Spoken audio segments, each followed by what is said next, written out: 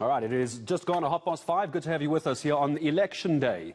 The moment of truth has arrived. We're just under an hour and a half away from the polling stations opening up. Are you ready? Have you got your snack pack? Have you got your pen to take with you? A reminder from the IEC, by the way, please try and take your own pen, black ink pen. Because of COVID-19, we don't want to be sharing pens if we can avoid it. Yes, there will be pens there.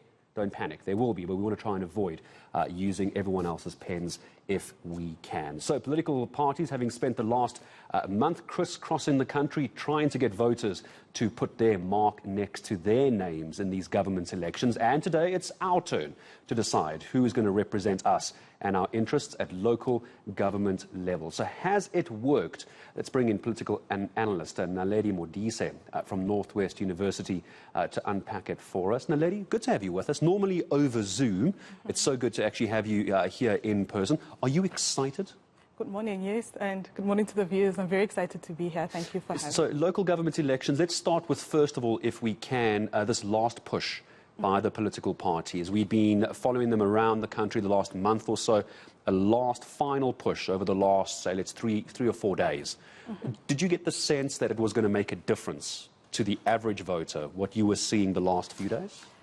Not particularly. I don't think that the last few days towards an election make any difference with regards to how voters will decide in relation to the party that they will vote for. I think what it does is it creates and maintains the momentum towards the election, making sure that people will come out to vote in their numbers. And that's what political parties want to see, because the more of their supporters that come out, the more voters they're likely to get at the very end of the elections or in the outcome.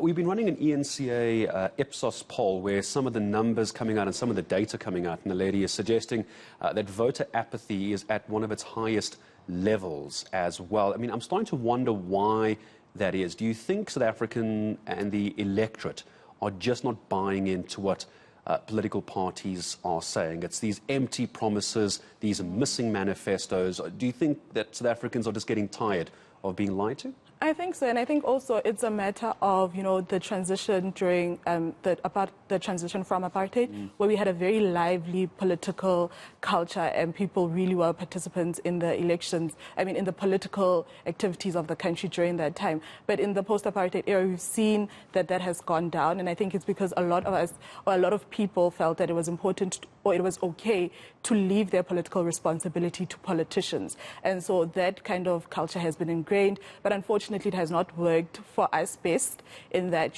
service delivery issues have now reared their ugly head, particularly with the pandemic, where we saw really the effects of ongoing lack of service delivery and mismanagement and corruption, particularly at local government level. I suppose when I look back over the years, Naledi, I can't be that surprised we were going to get to an election, local government election in this case, where electricity was going to become such a problem. Yes, it's been around since 2008, 2010, arguably, load shedding, power cuts, etc. I was waiting for the election to come around where that could be the deciding factor for the governing party. Is that a sense you're getting? Yes, especially around the metros, but also because we're living through a pandemic. So now with the electricity shortages, we also see that the network also kind of goes and disappears. And so we need the network at institutions of higher learning, Zoom classes.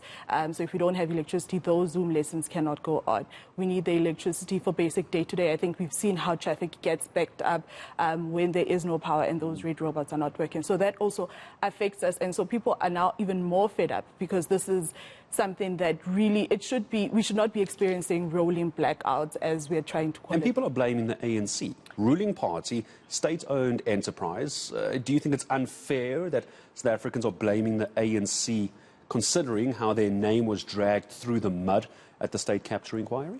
Not really. I think that if you are the dominant party or you enjoy the majority in the political system, then you should also take the responsibility and accountability that comes with that, right? So they should be held accountable, because why have they not ensured, firstly, why have they not addressed the problems of load shedding and the problems at Eskom, and why do we keep getting the same reports over and over in different formats, but no real change? What is going on at Mutupi? What is going on at Kusile? We're not seeing any kind of change. Instead, we're seeing worsening load shedding cutting or worsening power cuts. And so they deserve kind of the backlash that they're receiving at this point. Yeah, and I think a lot of people are going to be questioning whether ANC is the way to go, especially with the power issues. Having said that, though, we've got to be careful when we have political parties, Naledi, coming out and saying, if you vote for us, we'll fix the power issue. That's just electioneering. That's not a promise that most can make. I'm curious, in the last couple of minutes we have together, it's going to be a busy few days for all of us, isn't it?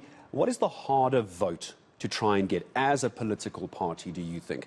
Is it the undecided voter, or is it the apathetic voter, the voter that won't come out and vote? Which do you think is harder to go after? I think it's the apathetic voter. Sorry.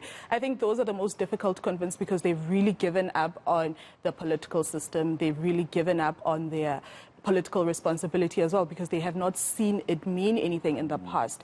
And that's what the commentary that was coming out there saying, we're not seeing our votes make any fundamental difference in our life. So we cannot continue to vote, because even during electioneering period, when these political parties go across the country, I mean, we've heard of qualification audits, we've heard of employment promises, we've heard of housing promises, but those promises have not been made or delivered. And so people, when they go out to the polls, that is what they're voting for. And if they don't get that after the 5 years, 10, 15 years, then, of course, that kind of apathy also becomes embedded in their political thinking. Yeah, there's only so many chances you can give political parties till you feel like you're just being lied to eventually. Naledi, thank you very much indeed. I know it's going to be you very busy with us over the next few days, and it's always a pleasure to have you unpack for us what you think is happening politically at the moment.